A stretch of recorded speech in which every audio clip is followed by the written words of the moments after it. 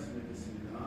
다 같이 보실 말씀은 다니엘서 8장 1에서 8절까지 말씀입니다. 구약성경 다니엘서 8장 1에서 8절까지 말씀.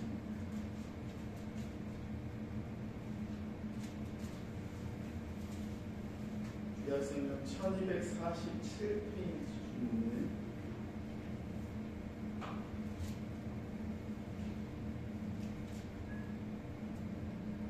다니엘서 8장 1에서 8절까지 말씀입니다.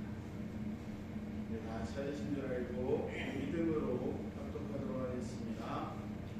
나 다니엘에게 처음에 나타난 이상 후 벨사살 왕 3년에 다시 이상이 나타나니라.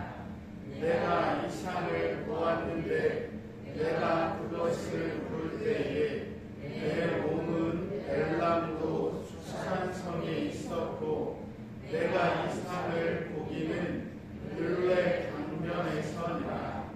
내가 눈을 들어본즉 강가에 두 뿔 가진 순양이 섰는데 그 두 뿔이 다 길어도 한 뿔은 다른 뿔보다도 길었고 그 긴 것을 나중에 난 것이더라. 내가 본즉 그 순양이 서와 북과 남을 향하여 가랐으나 그것을 당할 짐승이 하나도 없고 그 손에서 능히 구하리가 절대로 없으므로 그것이 임의로 행하고 스스로 감대하더라. 내가 생각할 때에 한 순염소가 서편에서부터 와서 온 지면을 두루 다니되 땅에 닿지 아니하며 그 염소 두는 사이에는 현저한 뿔이 있더라. 그것이 두 뿔을 가진 순양 곧 내가 본 바 강가에 섰던 양에게로 나아가되 분노한 힘으로 그것에게로 달려가더니 내가 본즉 그것이 순양에게로 가까이 나아가서는 더욱 성되어 그 순양을 쳐서 그 두 뿔을 꺾으나 순양에게는 그것을 대적할 힘이 없으므로 그것이 순양을 땅에 엎드러뜨리고 짓밟았으나 능히 순양을 그 손에서 벗어나게 할 리가 없었더라. 순염소가 스스로 심히 강대하여 가더니 강성할 때에 그 큰 뿔이 꺾이고 그 대신에 현저한 네 뿔이 하늘 사방을 향하여 났더라. 아멘. 우리 축복송 부르도록 하겠습니다. 축복송 부를 때에 크신 복이 우리 사랑하는 성도들 삶에 가득하기를 바라는 마음으로 찬양하겠습니다. 축복합니다. 주님의 이름으로 축복합니다. 축복합니다. 주님의 사랑으로 이곳에 모인 주의 거룩한 자녀에게 주님의 기쁨과 주님의 사랑이 충만하게 넘치는 축복합니다. God bless you.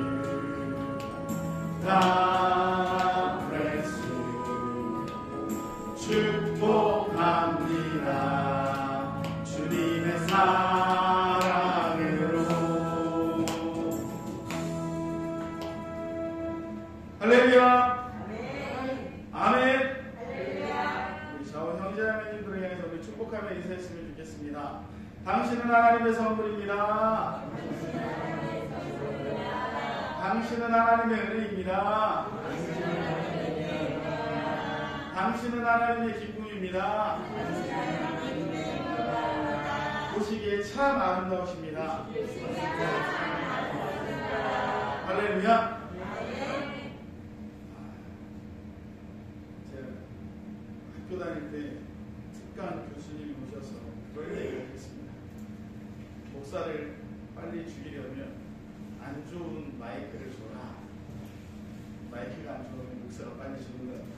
오늘 날씨가 추워서 그런지 이게 소리가 뭔가 작다그래야 되나, 이게 내 마음에 안 맞는다 그래야 되나, 가끔 그럴 때가 있습니다. 이게 컨디션이 제 컨디션이 아니면 이게 똑같은데도 작게 들릴 때도 있고 그래서 잘 모르겠는데 소리를 좀 키웠는데 어떤지 모르겠습니다. 어쨌거나 이 추운 날씨에도 불구하고 주님 앞에 나온 가경중학교 모든 주의 자녀들을 위해 하나님의 크신 은혜와 복이 가득하시길 주님의 이름으로 축복합니다. 요즘 그 코로나가 우리 근처까지 정말 가까이 온 것 같습니다. 그래서 우리 음악학원에서 오는 청년 중에 최민 청년이라고, 그 청년이 서울에 이제 그 레슨 받으러 다니니까 갔다가 코로나가 걸렸대요. 자가격리에서 이제 끝날 때쯤 됐는데 오늘 아침에 우리 유초등부 애들 차량 나가려고 전화했더니 태석이가 그러더라고요. 목사님 저 자가격리해야 돼가지고 못 가요 그러더라고요. 아 그래? PCR 그때도 한번 그 근처에서 한 명 나와서 자가격리 했거든요. PCR 검사 해봤어? 음성이지? 그랬더니 양성이에요. 아 그래? 그럼 지영이는? 지영이도 양성이고 할머니는 음성이에요. 그래도 다행이라고. 지금 나이가 어린 친구들은 코로나 걸려도 그 생명에는 그렇게 위험은 없다 그러는데 연세 있으신 분들은 위험한데 다행이다라고 얘기는 했지만 우리 사랑하는 자녀들 또 우리 성도님들 위해서 코로나 안 걸리게 해달라고, 또 빨리 해결하게 해달라고 기도 많이 해주시길 부탁드려봅니다. 세상에서 남자들이 가장 진지한 때가 있습니다. 가장 진지한 때가 언제냐면 군대에서 휴가 나올 때 그 군복을 어떻게 다리느냐, 그거에 이제 남자들은 목숨을 건다고 합니다. 저도 전해 들은 이야기를 잘 모르겠어요. 좀 군대를 안 가서. 그거를 다림질을 할 때 어깨 선을 3번 다리느냐 2번 다리느냐, 바짓단을 3번 접느냐 2번 접느냐로 서로 이제 그 경쟁을 한다는 거죠. 그래서 저 앞에 다른 부대 군인 아저씨가 서 있으면 이렇게 보고 서로를 판단한다는 거죠. 우리 사랑하는 성도님들은 그런 모습들을 보면 어떤 생각이 드십니까? 다 부질없는 짓이죠. 이게 무슨 의미가 있겠어요?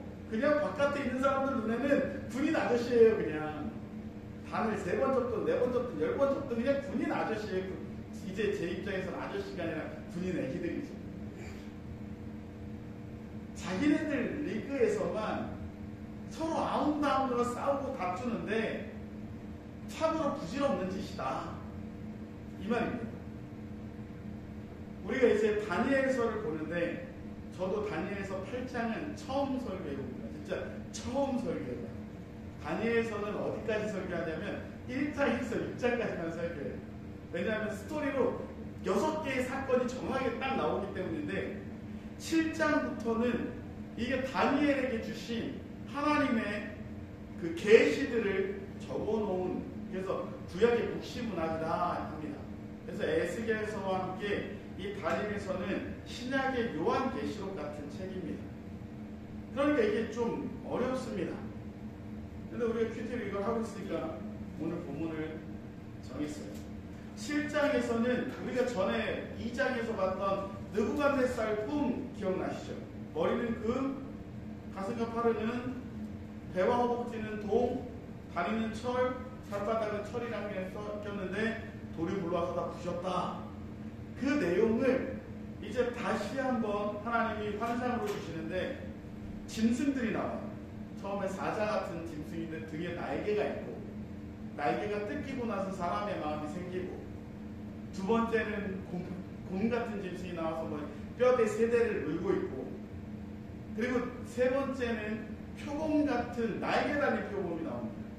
그 네 번째 짐승은 다니엘이 어디 보도 듣도 못한 짐승이에요. 근데 막 이빨이랑 이런 게 다 발톱이 철로 돼 있대. 아마 기계 같은 것 같아요. 제 생각에 로봇. 그런 환상을 봅니다. 이것도 네 개의 열강 제국들에 대한 하나님의 가르쳐 주시는 그 뜻과 이 세상 말세에 어떻게 될 것인지에 대해서 가르쳐 주신 내용이에요. 그런데 8장에도 이제 다시 비슷한 내용이 나오는 것 같은데 8장은 더 자세합니다. 8장에 우리 읽진 않았지만 14절까지 보는 내용이 연도로 따지면 다니엘이 계시를 받은 연도가 BC 550년입니다. 그런데 그 계시의 끝이 언제냐면 BC 160년경이에요. 그러니까 약 한 400년 후의 일들을 하나님께서 미리 가르쳐 주셨다라는 겁니다. 그 내용이 1절에서 8절까지 이렇습니다. 순양이 나와요. 순양이 나오는데 머리에 뿔이 굉장히 긴 뿔이 두 개가 있는데 그 뿔 중에 하나가 더 길어요. 더 긴 뿔이 있는데 그 더 긴 뿔이 늦게 나왔다. 그런데 그 순양이 사방을 들이받습니다. 서쪽도 들이받고 남쪽도 들이받고 북쪽도 들이받고 사방을 들이받아요. 동쪽 빼놓고 다 들이받습니다. 아무도 그 순양을 제어할 수 없을 만큼 순양이 늘 이기면서 다니는데 갑자기 서쪽에서 누가 나오냐면 요번엔 순염소가 나와요.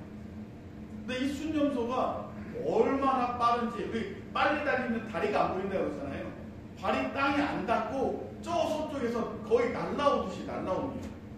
그러더니 순염소를 보고는 막 분을 갖고 아주 세게 들이받는 거예요.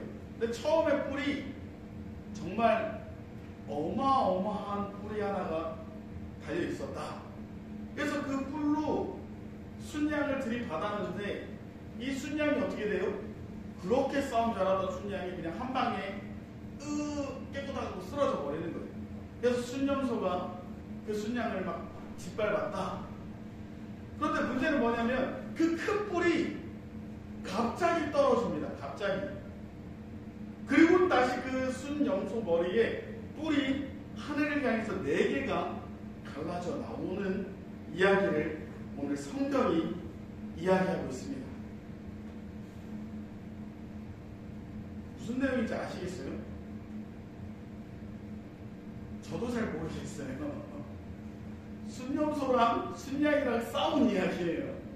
순양은 뿔이 2개였고 순염소는 하나였다가 떨어지고 4개가 됐대요.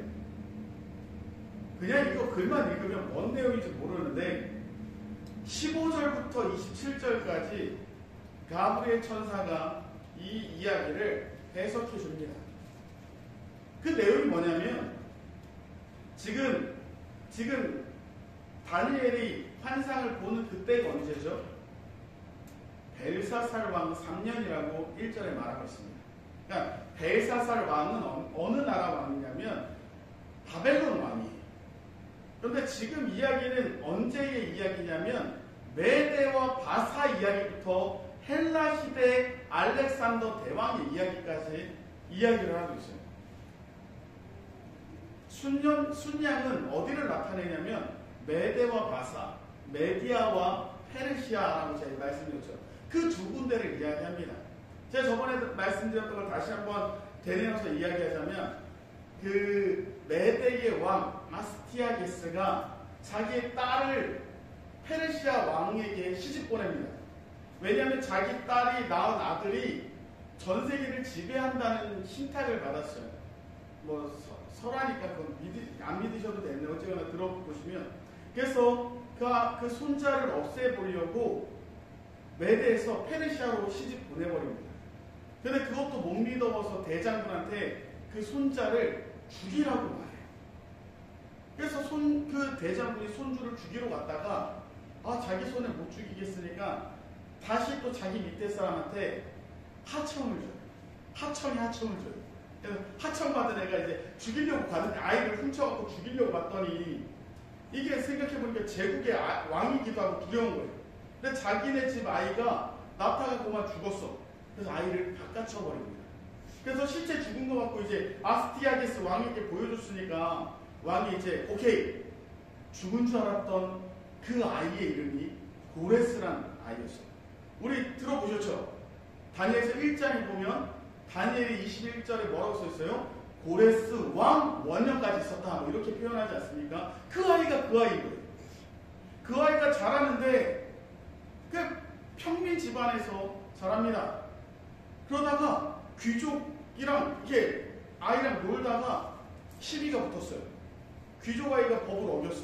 그래서 이 평민인 아이가 귀족 아이를 신나게 두드려 팼습니다. 그랬더니 이제 귀족이 이제 잡아갖고 왕한테까지 간 거예요. 왕이 이런 일이 있었습니다. 아이를 봤더니 아이가 어때요? 겁나 똑똑해. 그래가지고 봤더니 자기 손장을 그제서야 알아요. 그리고 대장군 불러갖고 어떻게 됐냐 물어봤더니 이제 사실이 발각돼서 대장군의 자식을 죽여버립니다. 아스티아게스 왕. 어쨌거나 그 고레스란 아이는 페르시아의 왕이 돼요. 페르시아의 왕이 됐는데 메데와 마사, 그러니까 아스티아게스 왕이랑 페르시아 왕이 연합해서 바벨론을 물리칠 거란 이야기를 오늘 순장을 통해서 이야기하고 있습니다. 근데 뿔이 몇 개라고요? 2개였어요. 첫 번째 큰 뿔은 메데의 뿔입니다. 두 번째 긴 뿔은 페르시아 뿔이에요. 고레스 왕을 말해요. 결국에는 고레스 왕이 메데라는 나라에 자기의 삼촌이면서 장인이 그 가이사락스 2세를 왕으로 세워요. 그래서 자기 그 장인이 왕이니까 어떻게 돼요? 나중에 사위에게 메데라는 나라를 줘서 메데라는 나라가 훨씬 컸는데 바벨론 그 페르시아가 메데라는 나라를 잡아먹었다. 좀 설명이 장황하고 좀 복잡했지만 어쨌거나 페르시아가 통일했어요. 그리고는 무슨 일이 있었냐면 다리오 2세라는 왕, 1세라는 왕이 마라톤 아시죠? 마라톤 전쟁에서 패합니다. 그래서 패하고 그 아들이 아하수에로 왕이 우리 성경의 에스더의 남편이 되는 아하수에로 왕이 다시 또 그리스에 쳐들어갔다가 어떻게 돼요? 영화 300에 나오는 그 스파르타 300명의 용사에게 막혀서 또 져요. 그런 역사가 진행되고 나서 그 다음에 나오는 나라가 어디입니까? 그리스의 연합군을 한 나라로 만든 왕이 나옵니다. 그 왕 이름이 뭐냐면 알렉산더예요. 들어보셨죠? 알렉산더 대왕이 약 BC 336년경에 왕이 됐어요. 20대 때. 그리고 전쟁을 하기 시작하는데 알렉산더 대왕이 전쟁하기 시작한 이후로 거의 접은 일이 없습니다. 얼마나 빨리 전쟁을 해서 통일을 시켰는지 몇 년 안 돼서 인도까지 점령을 해요.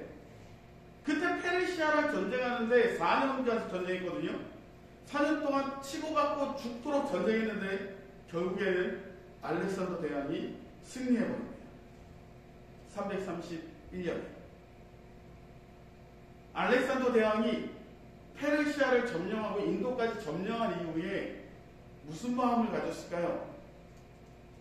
야, 이제 내가 전 세계의 왕이다 이런 생각 갖지 않았겠습니까? 그런데 알렉산더 대왕이 몇 년에 죽어요? 323년에 죽어버려요. 나이 33살에. 준서가 30살이죠. 준서 영제가 30살인데 쟤네보다 3살 더 먹은 알렉산더라는 젊은 왕이 고만 요절해 버립니다. 근데 그 왜 죽었는지에 대한 설도 여러 가지 있습니다. 개에게 물려 죽었다. 말라리아 걸려 죽었다. 뭐 그런 설이 있어요. 그 알렉산더 대왕이 죽고 나서 알렉산더 대왕의 자식들이 2명 있었거든요. 둘 다 암살당해요. 참 불쌍하죠. 그리고 나라가 어떻게 되냐면 4쪽이 나요. 나라가 정확하게 4쪽이 납니다. 오늘 그게 8절에 써 있어요. 순념소가 스스로 심히 강대하여 가더니 강성할 때에 그 큰 뿔이 꺾이고 알렉산더 대왕이 죽었다니 그 대신에 현저한 뿔 넷이 하늘 사방향하에 났더라. 4개의 나라가 생깁니다. 그리고 9절부터 14절까지는 그 나라 중에 시리아를 점령했던 나라, 거기에 에피파네스 왕이라는 왕이 나와서 유대인들을 엄청 학대합니다. 그리고 그 성전에 돼지피 뿌리고 하나님 못 섬기게 정말 전문용어로 아주 난리를 쳐요. 그런 역사까지 오늘 다니엘서 8장에 기록되어 있는 것을 우리는 알 수 있습니다. 자, 지루한 이야기 들어주셔서 감사하고, 그럼 이제 이 이야기를 보면서 우리가 느껴야 될 것은 뭐냐는 거예요. 이 이야기를 보면 뭘 느낄 수 있죠? 오늘 성경에선 뭐가 싸워요? 엄청 대단한 양이랑 엄청 무서운 염소랑 싸우고 있어요. 양이랑 염소랑 싸우면 누가 이길까요? 그게 우리한테 무슨 의미가 있을까요? 걔네들 아무다고 싸운다고 별 의미가 없다는 거예요. 말씀드리고 싶은 건 뭐냐면 만군의 주 자기네들끼리야 군인들이 애기들이 도토리 키재기처럼 아무다고 싸워도 어른들 눈에 그게 아무것도 아닌 것처럼 아무리 제국의 왕이고 열강이고 뭐 전세계를 제패하고 해봐야 하나님 눈에는 아무것도 아니라는 겁니다. 그러기에 우리는 어떻게 살아야 합니까? 이 세상을 바라볼 때 하나님의 눈으로 세상을 볼 줄 아는 자들이 되어야 된다는 겁니다. 많은 사람들은 세상의 역사가 흘러나가는 걸 보고 기술이 발전되는 걸 보고 막 두려워 떨면서 우와 이러고 있지만, 믿는 우리는 정말로 두려워해야 되고 정말로 놀라워해야 되는 존재가 누구라고 믿습니까? 하나님이라고 믿는 거예요. 그러니까 우리는 믿음 갖고 살아가는 믿음의 백성들이 되어야 되는 줄 믿습니다. 제가 말씀드렸죠. 믿음은 뭐라 그랬어요? 믿음은 마음으로 받아들이고 주변에 뭐라고 얘기해도 바뀌지 않는 것. 그죠? 그걸 믿음이라고 저는 말씀드렸습니다. 그건 무슨 얘기냐면 하나님이 나의 구주라는 거, 예수님이 나의 구주라는 걸 마음으로 믿었어요. 환경이 바뀐다고 그 마음이 바뀌면 그건 믿음입니까? 아닙니까? 아니라는 거예요. 주변 사람이 바뀌고 환경이 바뀌고 여건이 바뀌어도 내 마음에 있는 게 변하지 않는 게 믿음이라는 겁니다. 다윗이 그랬어요. 다윗이 골리앗을 보면서 엄청 화났어요. 왜 화냈는 줄 아세요? 그 골리앗이라는 사람이 하나님을 욕하고 있어. 참을 수가 없는 거예요. 그 골리앗의 키, 무기, 능력 다 필요 없습니다. 쟤는 하나님을 욕했어? 죽어야 돼. 다윗은 믿음이 있었고 그 믿음이 바뀌지 않았습니다. 그러니까 다윗이 골리앗에게 나갈 때 뭐라 그랬어요? 너는 칼과 창과 단창으로 나오는데 나는 뭐 갖고 나간다? 만군의 주 여호와 하나님의 이름으로 나간다. 내 믿음이 바뀌지 않는 거예요. 역사가 어떻게 흘러가건 우리는 결코 뭐 하지 않아야 됩니까? 믿음이 바뀌지 않아야 됨을 믿습니다. 변하지 않은 믿음을 갖고 승리하시기 바랍니다. 그냥 다윗이 돌멩이 샥 던졌더니 이 이마에 그냥 돌이 콕 박혔는데 왜 박혔겠어요? 그 돌만 나가서 박힌 게 아니라 하나님이 가서 눌러주신 거예요. 그러니까 그냥 골리앗이 넘어졌죠. 그 돌이 어깨에 맞았으면 어깨가 박살났고 허리에 맞았으면 허리가 박살났어요. 왜? 그 돌은 돌이 아니고 하나님의 권능이 나갔기 때문입니다. 그러기 우리 사랑하는 성도님들은 주 믿는 믿음 갖고 선포하시고 변하지 않는 믿음으로 살아가시길 주님의 이름으로 축원합니다. 두 번째로,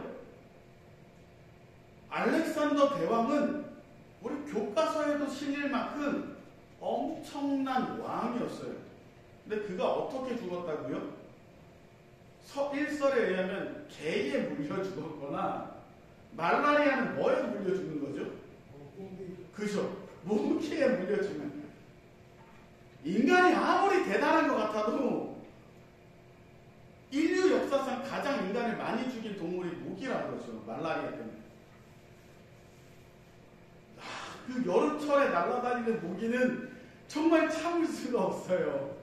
정말 미쳐버릴 것 같아서 불을 딱 켜면 보이지 않습니다. 불 끄자마자 웽거려요. 그래서 잡으면 피가 나. 근데 그 모기가 무슨 능력이 있냐는 거예요. 개가 무슨 능력이 있겠습니까? 근데 1제국의 왕을 한 방에 없애버릴 무기로 쓸 수도 있었다는 겁니다. 무슨 얘기냐면 인간이 아무리 잘나야 하나님이 벌레 먹게 하시면 아무 능력 없다는 거예요. 그래서 사도행전 12장에 보니까 누가 나오냐면 헤롯이라는 대왕이 나와요. 헤롯이라는 대왕이 연설을 했습니다. 목소리가 어찌나 크던지 사람들이 이야 신의 목소리다. 그러니까 또 헤롯이 우스갯어요. 왜냐면 그 전에 야고보 사도도 죽이고 베드로도 죽이려고 하고 막 자기가 하고 싶은 대로 다 하고 살았거든. 자기가 하고 싶은 대로 다 하고 살았던 헤롯 대왕이 야 저가 신 같다란 얘기에 그만 뭘 먹어요? 교만한 마음을 먹어요. 그래서 하나님 어떻게 하셨어요? 벌레를 보내서 신이라고 이름했던 그 헤롯을 잡아먹게 하십니다. 그래서 그가 벌레 먹어 죽었다, 흉이 먹어 죽었다라고 성경은 말합니다. 그러기에 우리 사랑하는 성도님들은 결코 뭐 하지 마셔야 됩니까? 교만하지 마셔야 돼요. 고린도전서 10장에 뭐라고 말씀하십니까? 너희가 섰는 줄 아냐? 넘어질까? 조심하라. 주의하라. 뭐가 잘 되고 있어요. 내가 대단한 것 같아요. 1제국의 왕이 되면 뭐 할 거고 황제가 되면 뭐 할 거예요. 하나님 부르시면 그냥 가야 되는 게 인간 인생입니다. 그러니 우리는 더 어떻게 살아야 돼요? 주님 나는 아무것도 아닙니다. 주님 나는 아무것도 아닙니다. 주의 역사하심을 보고 믿게 해주십시오라고 겸손한 마음으로 주님을 쫓아 살아나가시길 주님의 이름으로 축원합니다.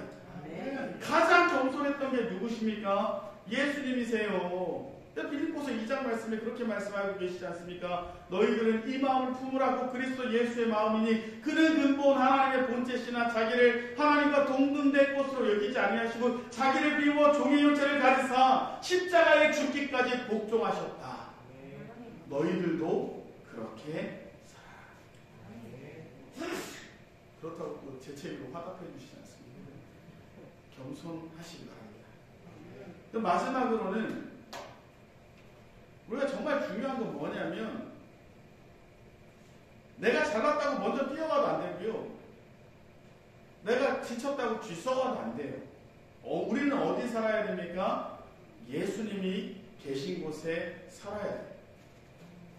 예수님이 있는 곳에 우리는 거해야 되는 줄 믿습니다. 우리가 성경 읽는데 이번 주에 레위기 읽었거든요. 거기 보면 레위기 마지막에 어떻게 되어 있냐면 성막을 다 완성했어요.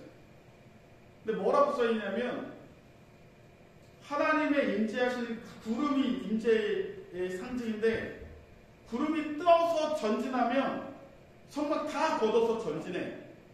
구름이 내려앉으면 거기에 성막을 짓습니다. 저녁에 구름이 내려앉아서 성막을 졌는데 아침에 구름이 뜨면 어떻게 해야 돼요? 성막 다 걷어 엎어야 돼요. 하루만이라도. 근데 어느 때는 그 구름이 한 달이고 열흘이고 1년이고 있으면 그냥 그곳에 있는 거예요. 무슨 얘기냐면 하나님의 말씀이 가라 하면 가는 자들 되시기 바랍니다. 하나님이 쓰라 하시면 쓰는 자들이 되시기 바랍니다. 주의 말씀에 목숨 걸어 순종하시는 믿음 있는 백성 되어야 된다는 것이죠. 그래서 누가복음에 보니까 키 작은 삭개오 아저씨가 나와요. 삭개오는 키가 작았습니다. 태생이 컴플렉스가 많아요. 그러니까 그는 평생 뭐 하면서 사는 거예요? 바득바득 기어오르는 게 그 사람의 특징이에요. 누구든 짓밟고 올라가는 게 그 사람의 핵심 삶의 모습입니다. 그랬는데 예수라는 존재가 온다니까 예수 보려고 또 어떻게 해요? 사람들이 너무 그거 안 보이니까 뽕나무가 있어서 뽕나무를 타고 또 올라가요. 그때 예수님이 그 뽕나무 쪽으로만 오세요. 그러더니 한 번도 본 적 없는 그 아저씨를 향해서 얘기합니다. 삭개오야 내려와라. 삭개오야 내려와라. 우리 가경중학교 성도님도 어디 계십니까? 어디에 마음을 두고 계십니까? 어디에 생각을 두고 계십니까? 오늘 주님이 우리를 부르고 계세요. 좀 내려와라, 내려와라. 내가 오늘 너와 함께 하겠다. 우리 가경중학교의 믿음의 백성들은 그래서 예수님과 늘 동행하시는 믿음 있는 백성 되시길 주님의 이름으로 축원합니다. 오늘 바사와 페르시아와 헬라의 역사를 하나님이 계시해 주셨어요. 왜 미래를 예지시켜 주셨을까요? 우리가 미래를 보려면 어디를 가죠? 세상 사람들은? 그죠? 무당 앞에 가요. 무당이 이제 막 미래가인 것처럼 막 얘기를 해줘요.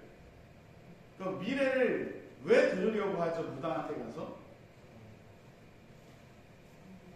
이게 되게 웃긴 게 뭔지 아십니까? 무당한테 뭔가 이때 위험한 일이 있으니까 절대 이거 하지 마십시오라고 얘기 들어서 안에서 아무 일이 안 생겼어.